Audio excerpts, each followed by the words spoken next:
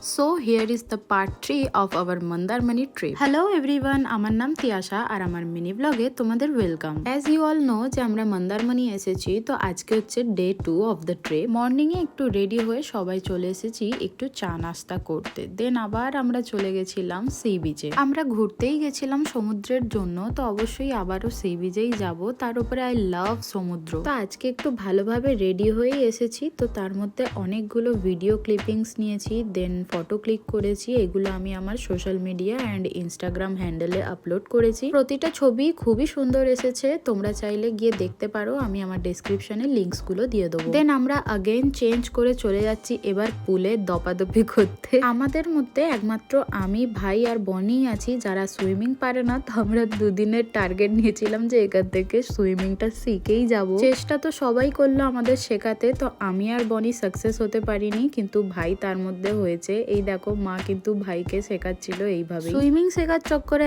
এত বেশি হাত পা ছুড়েছি যে মারাত্মক শরীর ব্যথা করছিল। তার মধ্যেই স্নান টান করে রেডি হয়ে আবারও আমরা লাঞ্চ করতে চলে যাচ্ছিলাম। জলের মধ্যে আমরা অনেকক্ষণ নাচাকোদা করেছি, তো তার জন্য অতিরিক্ত আমাদের খিদেও পেয়ে গেছিল, মুখ একদম শুকিয়ে গেছিল। তো খাওয়া দাওয়া করে রুমে এসে জাস্ট আধা ঘন্টা মতো রেস্ট নিয়ে আবারও আমরা রেডি হয়ে নিচ্ছি, তার কারণ আমরা যাচ্ছি এখান থেকে দীঘা। এতটা বেশি সবাই টায়ার্ড হয়ে গেছিল যে কারোরই যেতে ইচ্ছা করছিল না, কিন্তু দুদিনের জন্য ঘুরতে এসেছি, তাই শুয়ে থেকে আর ওয়েস্ট না করে টাইমটা আমরা রেডি হয়ে বেরিয়েই পড়লাম। তবে এই বিকেলের ওয়েদারটা একদম গোল্ডেন আওয়ার্স চলছিল, এত সুন্দর দেখতে লাগছিল। আমরা এই ভিউটা এনজয় করতে করতেই গেলাম। মন্দারমণি থেকে দীঘা যেতে প্রায় 1 ঘন্টার রাস্তা। তো তারপরে ওখানে গিয়ে আমরা কি করলাম সেটা নেক্সট পার্ট নিয়ে আসছি।